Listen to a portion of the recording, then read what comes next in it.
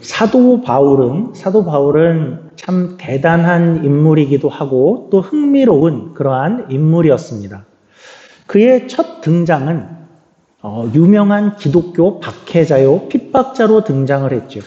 예수를 믿어 다 잡아두겠어, 죽이겠어 하는 그러한 무서운 모습으로 등장을 했죠. 단지 예루살렘이나 이스라엘에 있는 기독교인들뿐만 아니라 국경을 넘어서까지 모두 다 예수를 믿는 자들을 용서치 않겠어 하는 그러한 모습으로 사도 바울은 등장을 했었고, 스데반을 죽일 때의 그 책임자가 이 사도 바울이었죠. 그런데 그가 이제 어느 날 이제 다메섹이라는 곳에 오늘도 국경을 넘어서 저 멀리 있는 예수 믿는 자들을 다 잡아오겠어 하고 가는 가운데에 그 가운데에서 예수를 만나게 되고 그는 하루아침에 정반대의 인생을 살게 되었습니다. 온 인류 역사상을 다 계산해 보아도 아마도 가장 드라마틱한 그런 회심과 변화를 경험한 사람이 이 사도 바울이었죠. 그래서 이 사람은 단지 이제 이스라엘만 아니라 그가 변하자 세계 곳곳에, 세계로 기독교가 전파되는 데에 가장 핵심적인 임무를 그 사역을 한 그런 인물이 되었고, 신약 성경에 27권, 27권의 그 책이 있는데 그 중에 절반에 가까운 13권의 책을 성경을 남기는 그러한 인물이 되어졌습니다. 그래서 우리는 신약 성경에 예수님 다음으로 뛰어난 인물이 사도 바울 아니냐, 뭐 그런 얘기를 할 정도의 인물이 되었죠. 그래서 우리는 얼핏 생각을 하게 되면 그가 이렇게 대단한 인물이었으니까 그의 생전에도, 그가 살아있을 때도 그만한 대접과 대우를 어디 가서든지 받지 않았을까 하는 그런 생각을 우리가 쉽게 하게 됩니다. 그래서 그가 어디에서든지 그가 한마디 하면 모두가 다 꿈쩍을 못하고 어딜 가든지 상석은 그의 자리가 될 만한 그런 대우를 그의 생전에 받았을 것이다 라고 생각을 하지만, 그러나 그의 실제 삶은 어땠냐 하면, 물론 그를 핍박하는 유대인들이나 예수를 믿지 않는 이방인들이 공격을 하고 반대하고 박해를 한 것은 물론이고, 그가 세운 교회 안에서도 늘 우리가 생각하는 그런 대접을 받은 것이 아니었구나 하는 것을 성경에서 종종 발견을 하게 됩니다. 원래 좀 그런 법이지요. 우리가 어떤 인물이 생전에 있을 때는 그 마땅한 평가를 잘 못 받다가 사후가 되어서, 죽은 후회가 되어서 멀리서 보고 그를 다시 평가한 일들이 종종 있기는 하죠. 예술가 중에서 또 미술가, 또 소설가, 그런 일들이 종종 있습니다. 그러니까 바울은 이를테면 조금은 그런 쪽에 가까운 인물이었고, 특히 당시의 교회들 중에서도 사도 바울을 제일 많이 의심하고 사도권, 저 사람 사도 맞아? 이렇게 의심하고 공격을 가장 많이 한, 그리고 괴롭힌 교회가 바로 그가 세우고 그가 창립한 그러한 고린도 교회였습니다. 이 교회는 다른 문제들도 아주 많이 가지고 있었어서 바울은 그 교회를 향해서 아주 긴 편지를 남기게 되죠. 고린도전서, 고린도후서에 긴 편지를 남기게 되었는데, 그 편지를 통해서 우리는 생전에 바울이 어떻게 살았는가 하는 그의 모습들을 우리가 좀 발견을 하게 됩니다. 그는 어떤 원칙을 가지고 살았고 어떤 모습으로 살았고 어떻게 이럴 때는 어떻게 살았는가 하는 것들을 고린도 전후서가 없었으면 우리가 몰랐을 많은 것들을 우리가 고린도서에서 배우고 발견을 하게 됩니다. 자, 이제부터는 우리가 좀 상상을 같이 해보면 좋겠습니다. 여러분들이 같이 상상을 하는데 어떤 상상이냐면, 우리가 이 교회를, 여러분들 함께 교회를 이렇게 다 들어서 2000년 전으로 한번 가보시죠. 2000년 전에 사도 바울이 살았던 그 시대로 우리가 한번 다 같이 한번 가보죠.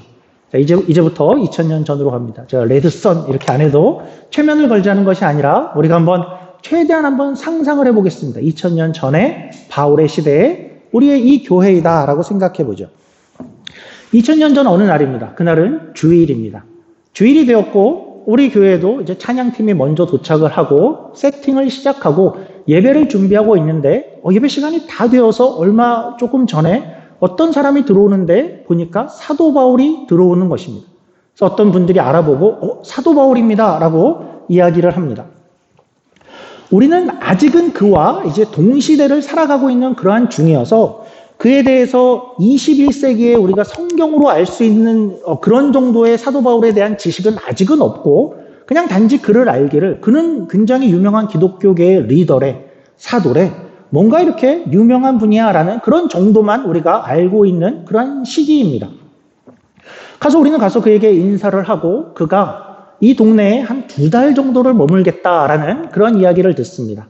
그래서 우리가 이렇게 부탁했죠. 오늘 설교를, 주일 설교를 좀 부탁을 드립니다. 그리고 사도 바울님 정말 오늘 잘 오셨습니다. 오늘 딱 맞춰서 온 것이 이유가 오늘은 마침 우리가 봄맞이 처음으로 바베큐 파티를 하는 날입니다. 예배를 마치시면 같이 내려가셔서 이문으로 내려가셔서 같이 식사도 하시면 좋겠습니다. 괜찮으시겠지요? 바울이 대답합니다. 물론입니다. 자, 예배를 드리고 식사도 같이 하시지요. 그런데 단 바베큐 파티인데 저는 고기를 먹지 않습니다. 오늘 메인이 고기인데 그러셨군요. 바울 당신은 아마도 베지테리안이신가 봅니다. 아닙니다. 그러면 혹시 고기 알러지라도 갖고 계신 겁니까? 아닙니다. 그러면 동물을 너무 사랑하시는군요. 동물 애호가이십니까? 아닙니다. 사실은 저는 제가 고기를 먹으면 그것이 죄가 될 수 있습니다. 형제에게, 그리스도에게 죄가 될 수 있습니다. 우리가 놀라겠죠. 아니 그게 사실입니까? 그러면 저희도 고기를 먹지 않아야겠군요. 그건 그렇지 않습니다. 여러분들은 자유롭게 고기를 먹어도 됩니다. 그렇게 얘기를 하고 우리는 모두가 다 의아해지겠죠. 이게 무슨 말인가? 자기는 먹으면 죄가 되고 우리는 먹어도 되고 그렇게 이제 채소만 주로 먹는 바울과 함께 식사를 마치고 나서 그가 우리에게 하는 말이 이제 자기가 홈스테이를 이 근처에서 구한다라고 이야기를 합니다. 우리가 생각해 마침 잘 되었습니다. 어떤 면에서 그렇냐면 우리에게 유대인 친구가 한 명이 있는데 그 유대인 친구가 마침 홈스테이 할 사람을 구하고 있습니다. 그러니까 우리가 그 집을 연결을 시켜 드릴 테니까 그런데 한 가지 좀 부탁을 드리겠습니다. 가셔서 그 유대인 친구에게도 같이 생활하는 중에 좀 복음을 잘 설명해 주면 너무 좋겠습니다. 그는 지금 하나님은 물론 믿지만 예수님이나 십자가에 대해서는 전혀 이해를 하지 못하고 있습니다. 그리고 가시기 전에 저희가 한마디를 더 드리자면, 참고로 말씀드리자면, 그는 유대인 중에서도, 유대인들이 많이들 그렇지만 유대인들 중에서도 정말 율법에 열심히 있는 사람입니다. 하나하나를 다 지키려고 하는 그런 친구임을 꼭 기억하고 알고 들어가시면 좋겠습니다.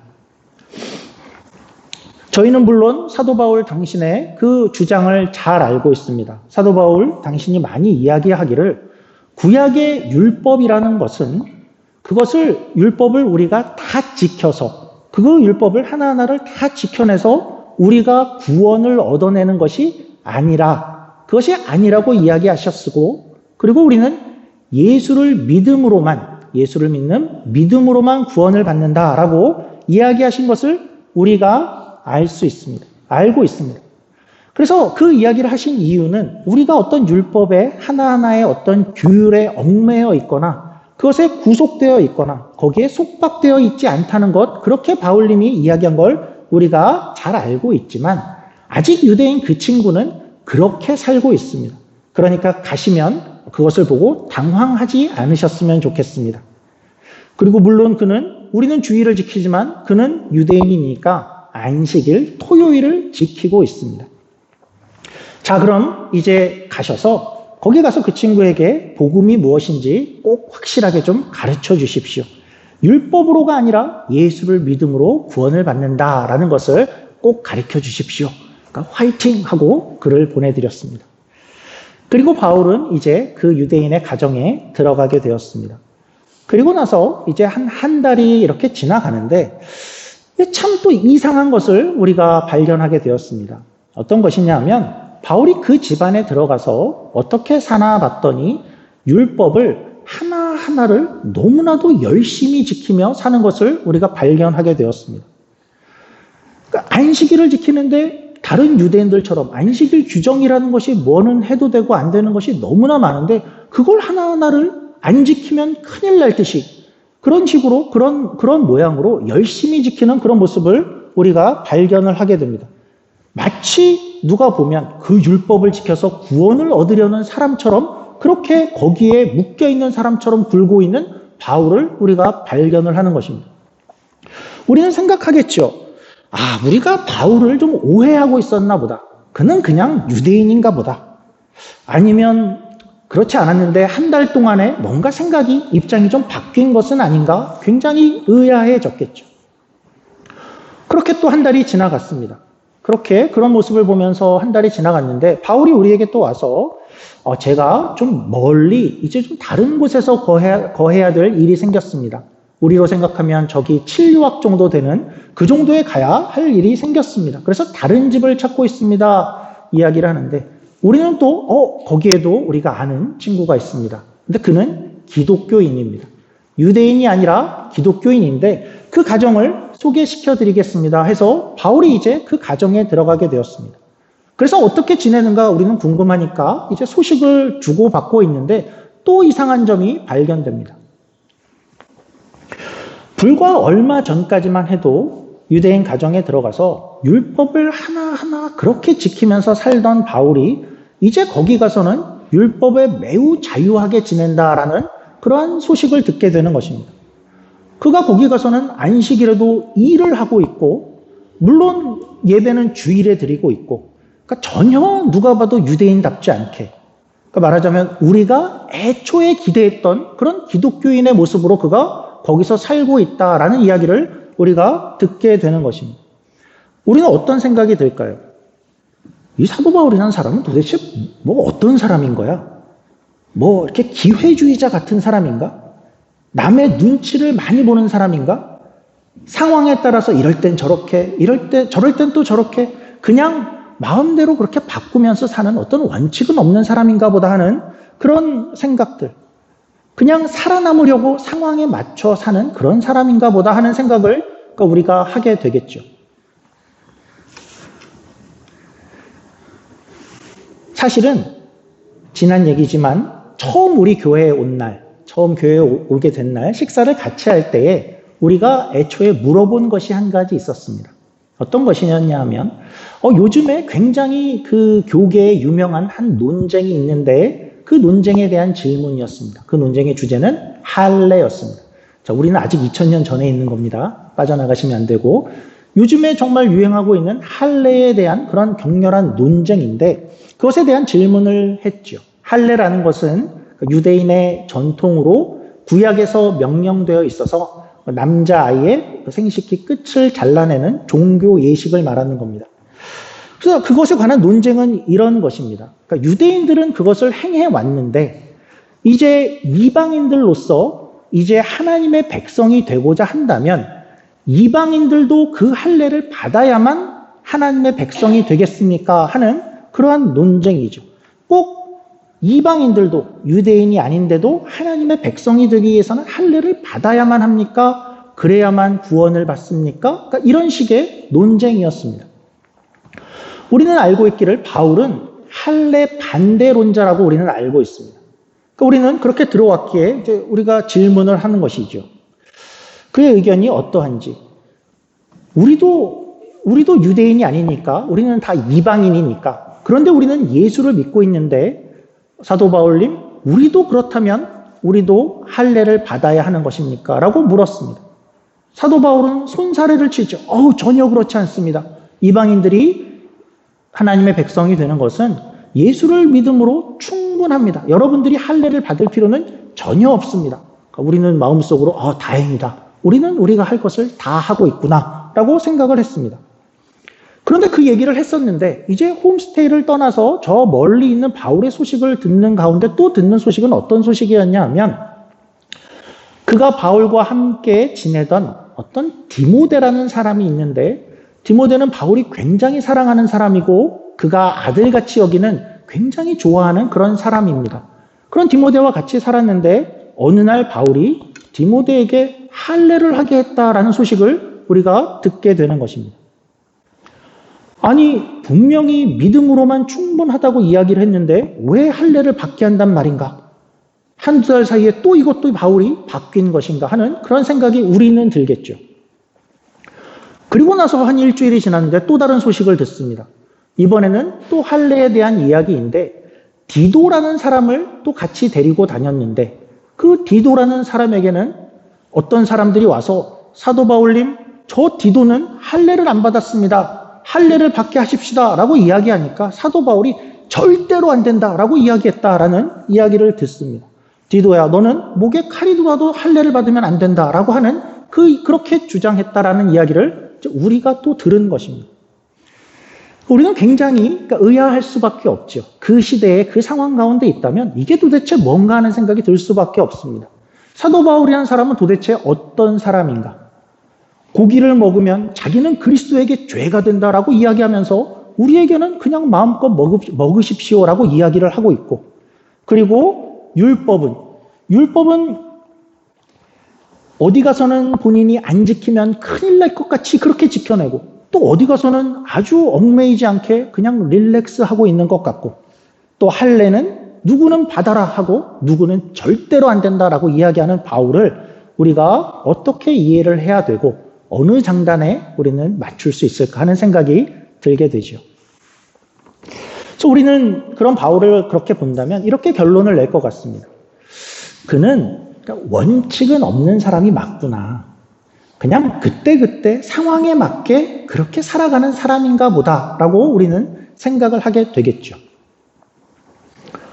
그런데 시간이 조금 더 흘렀습니다. 이제 바울이 이 지역에 2달간의 방문을 마치고 이제 아주 멀리 떠나갈 때가 되었습니다. 그래서 떠나기 전날 우리 교회를 다시 한번 찾아옵니다. 그래서 우리는 이때가 기회다 하고 우리가 가장 궁금해했던 것을 바울에게 물어보게 되겠죠. 가장 궁금한 건 이것입니다. 당신은 원칙은 없는 사람입니까? 그냥 상황에 따라 그때그때 행하는 그런 사람이란 말입니까? 그것이 제일 궁금하죠. 거기에 이제 사도 바울이 한 가지 이제 설명을 해주기 시작을 합니다. 자, 간단히 요약을 하면 이런 거죠. 고기에 대해서는 오늘도 설명을 좀 해보죠. 고기에 대해서는 여러분들은 고기를 먹어도 됩니다. 그러나 알다시피 우리 시대에 유통되는 모든 고기라는 것이 먼저 어떤 국가의 신이나 우상에게 바쳐진 다음에 그렇게 나오는 고기들이 시장에서 유통되는 것의 대부분이기 때문에 우리는 사실은 그 고기를 먹어도 되지만, 그러나 왜 그러냐 하면 사실은 어떤 우상이나 다른 신, 그런 것은 세상에 없는 것이라고 했죠. 세상에 없는 것이고 그런 신이라는 것은 사람들이 그냥 머릿속에서 만들어낸 신이니까 그런 신 앞에 고기가 갔다가 왔다 해서 고기가 어떤 변화를 가질 이유도 없고 고기가 나빠질 이유가 없으니까 그냥 먹어도 되는 것이 맞습니다. 그리고 그 고기를 먹는다고 해서 우리가 전혀 망하게 되거나 우리가 해를 입거나 그러지 않습니다. 그러나 우리 주변에는 믿음이 약한, 그리고 약한 어떤 다른 사람들이 있습니다. 그들은 어쩌면 아직도 우상의 존재를 믿고 있을 수도 있고, 그리고 고기가 우상 앞에 갔다 온다 하면 그 다른 신이 뭔가를 했을 거라고 생각하는 그런 사람들이 아직 우리 곁에 있을 수 있습니다.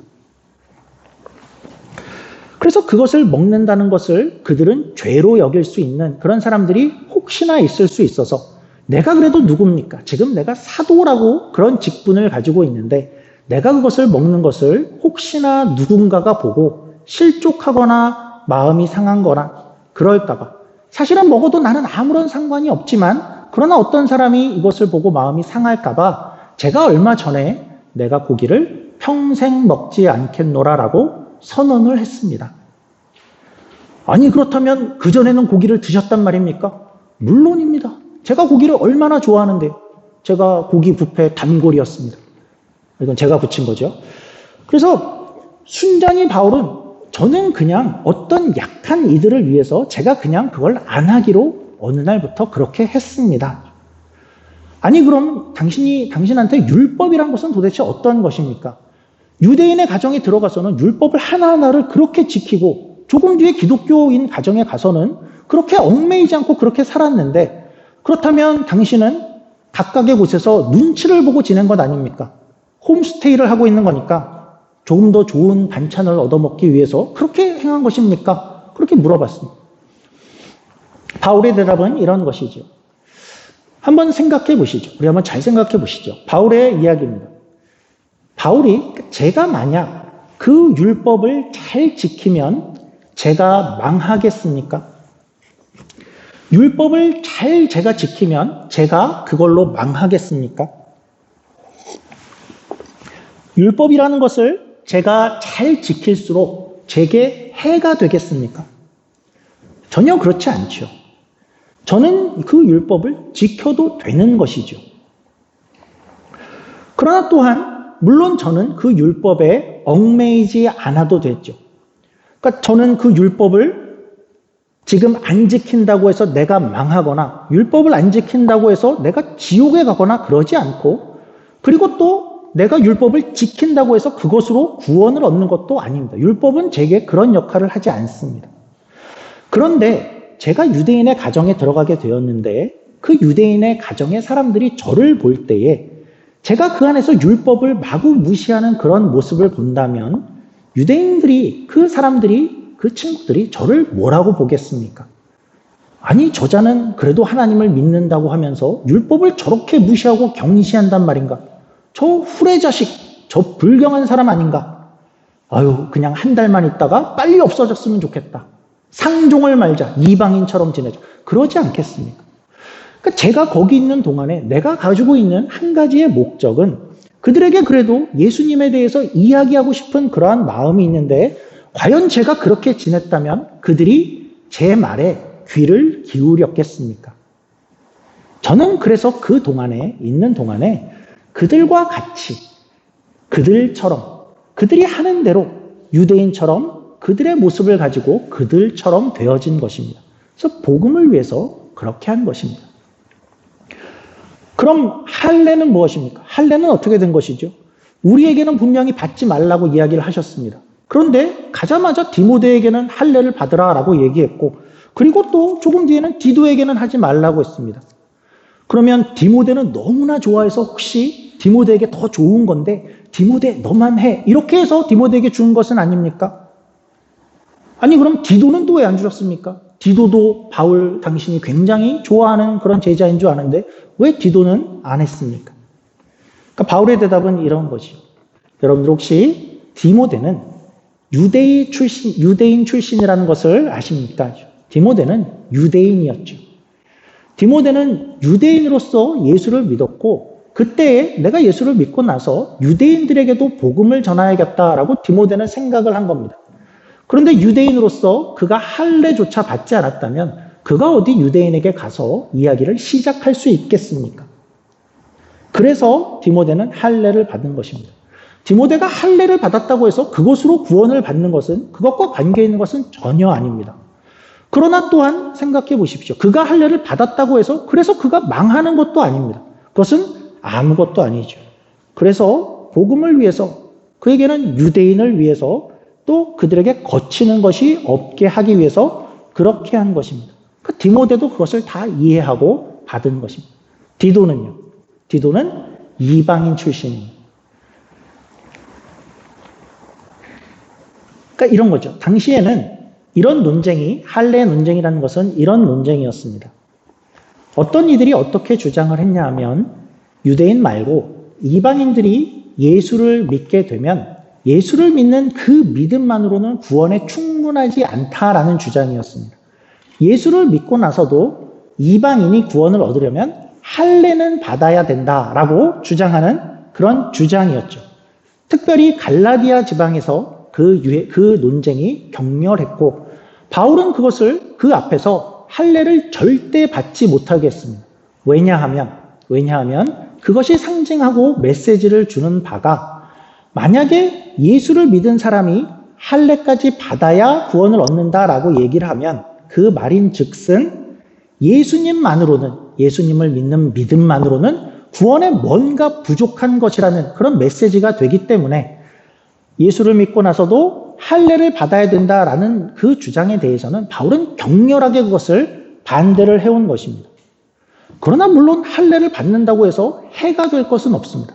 그러나 그것이 이방인들 앞에서 예수를 믿는 믿음으로만은 충분히 충분하지 않아 라는 메시지가 되기 때문에 바울은 할례를 반대해왔던 것이죠.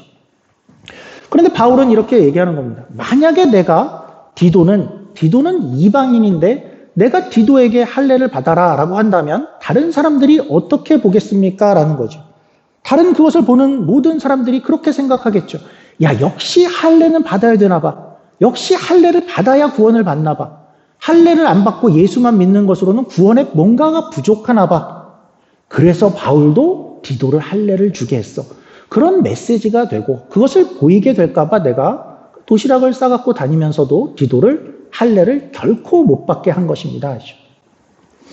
좀 길었지만 바울의 이야기를 우리가 이렇게 다 들어봅니다. 이렇게 다 들어보면 우리는 이제 바울이 이해가 되죠.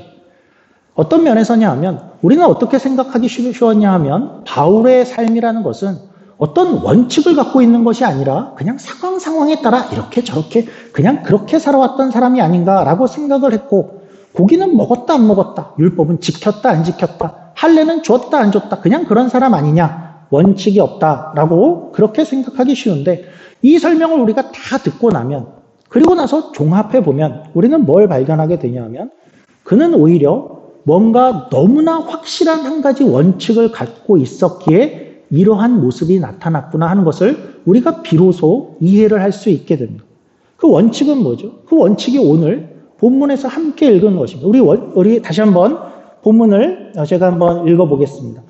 그의 원칙이 무엇이었기에 그렇게 삶에서 이럴 땐 이렇게 저럴 땐 저렇게 이렇게 다양한 모습이 그의 삶에서 나타났는가? 어떤 원칙을 그가 가지고 있는가? 고린도전서 우리 성경으로 보시죠. 고린도전서 우리 19절에서 23절을 제가 다시 한번 천천히 읽어드리겠습니다. 이렇게 이야기하죠. 내가 모든 사람에게서 자유로우나 스스로 모든 사람에게 종이 된 것은 더 많은 사람을 얻고자 함이라. 유대인들에게 내가 유대인과 같이 된 것은 유대인들을 얻고자 함이요. 율법 아래에 있는 자들에게는 내가 율법 아래에 있지 아니하나 율법 아래에 있는 자같이 된 것은 율법 아래에 있는 자들을 얻고자 함이요. 율법 없는 자에게는 그러니까 내가 하나님께는 율법 없는 자가 아니요 도리어 그리스도의 율법 아래에 있는 자이나 율법 없는 자와 같이 된 것은 율법 없는 자들을 얻고자 함이라. 약한 자들에게 내가 약한 자와 같이 된 것은 약한 자들을 얻고자 함이요. 내가 여러 사람에게 여러 모습이 된 것은 아무쪼록 몇 사람이라도 구원코자 함이니 내가 복음을 위하여 모든 것을 행함은 복음에 참여하고자 함이라. 그래서 우리의 첫 인상은 줏대가 없어, 변덕쟁이 같아. 그것이 아니라 오히려 이것을 모두 다 이해를 해보니까 오히려 너무나 확실한 한 가지 원칙을 붙잡고 있어서 인생을 그렇게 산 사람이었던 것입니다. 아무쪼록 몇 사람이라도 구원코자, 유대인을 얻고자, 이방인을 얻고자, 약한 이들을 얻고자, 때로는 유대인처럼, 때로는 이방인처럼, 때로는 약한 자들에게는 약한 자처럼 나도 고기를 안 먹겠어 라는 그런 모습을 하며 살았던 사람이 바울인 것이죠. 바울의 인생의 모습입니다. 우리는 여러분들은 어떻게 생각할지 모르지만 사도 바울 하면 가장 먼저 떠오르는 그런 이미지는 어떤 모습을 갖고 있으실까요? 보통은 굉장히 강한 사람이다라는 그런 인상을 갖고 있기 쉽지요. 그는 어디를 가든지 어떤 핍박과 박해에도 굴하지 않는, 거기에 전혀 무릎을 꿇지 않는 어떤 결기 있는 기독교 전사 같은 그런 모습을 갖고 있고, 또 성경 교리에도 너무나도 정통해서 누구와도 논리해서 지는 일이 없고 누구도 그와 변론을 해서 그를 설득시킬 수 없고 그를 굴복시킬 수 없는 그런 강한 자야라는 생각을 우리는 갖고 있게 되죠. 그는 정말 강한 사람이었죠. 그러나 그는 오늘 우리가 발견하는 것은 다른 사람들을 위해서는 스스로 약자가 되어진 그런 사람이었죠. 어떤 이유를 위해서라도 그를 위해서라면 내가 약자가 되어주겠다. 내 삶을 내어주고 내 방식을 내어주고 내 삶의 방식을 내어주고 내 시간을 내어주고 그리고 내 식성까지도 내어주면서 나는 그냥 약자가 되어주겠어 라는 것이 바울이었던 것입니다. 이런 얘기들이 왜 성경에 기록되어 있을까요? 물론 우선은 고린도 교회의 성도들을 가르치기 위해서였을 것입니다. 이렇게 살아야 한다. 근데 왜 이 편지가 아직도 2000년이 지나서 오늘날까지 성경이 되어서 오늘 이렇게 우리에게 읽히고 있을까요? 우리에게도 말씀하시는 것이죠. 우리의 삶을 한번 재정비해야 되지 않겠냐라는 것이죠. 바울처럼 바울이 어떤 원칙 하나를 가지고 그런 원칙을 세우고 살았던 그의 모습을 생각해 봐라라는 것이죠. 그 원칙이 너무나도 확실했기 때문에 여기에 가서는 내가 그 원칙을 가지고서는 어떤 모양으로 살아야 되지 해서 그렇게 살고, 저기에 가서는 그 원칙이 너무나 정확했기에 거기서는 나는 어떤 모습을 가져야 되지를 늘 고민하는 그러한 바울의 모습을 우리가 발견하는 것이죠. 이 성경을 보면서 바울은 그렇게 살았대, 고기 안 먹었대, 끝, 그렇게 하시면 안 되고, 이제 우리도 한번 우리의 일주일의 스케줄을 한번 쭉 돌아보시면서 내 삶의 방식을 보면서 또 내가 다니는 곳과 내가 행하는 것들과 나의 모습들을 보면서 나는 어떤 모습을 갖는 것이 하나님을 위한 또 신자로서의 그런 원칙에 합당한 모습인가를 하나하나 고민해 봐야 할 그런 때가 된 것입니다. 우리 마지막으로 우리 성경 구절을 두 구절 한번 읽고 우리 말씀을 마치도록 하겠습니다. 바울이 어떻게 살았다고 할 때 우리 두 구절만 화면을 띄워주시면 이렇게 한번 보죠. 바울은 어떤 삶을 살았냐 하면 이렇게 살았답니다.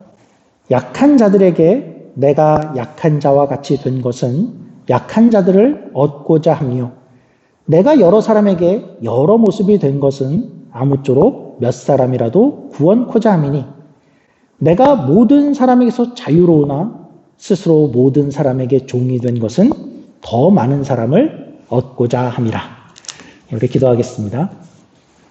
하나님 아버지, 우리가 사도 바울에 대해서 때로는 그는 굉장히 강한 사람이고 누구도 그를 굴복시킬 수 없는 너무나도 강한 사람이야 라는 생각을 갖고 있었지만, 오늘 우리가 발견하는 것은 그가 어떤 사람들을 향해서 얼마나 약자의 모습을 가지기를 주저하지 않았는가 하는 것을 바라보게 됩니다.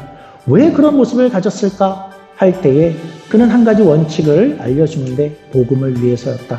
그리고 몇 사람이라도 하나님을 알도록 하기 위해서 몇 사람을 얻고자 내가 그 고민을 하고 이런 결정을 하고 이런 삶의 모습을 살았다라고 이야기를 우리에게 해줍니다.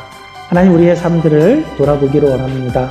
우리의 삶의 모습 가운데 조금 정비해야 될 것은 없는지, 그리고 조금 더 변화해야 될 것은 없는지 우리로 돌아보게 하시고, 우리의 삶들을 통해서도, 우리의 삶의 모습을 통해서도, 우리의 스케줄과 우리의 만나는 사람들을 통해서도, 그 방식을 통해서도 복음이 드러나는 그런 우리의 인생이 되게 하여 주시옵소서. 감사하며 예수님 이름으로 기도드립니다. 아멘.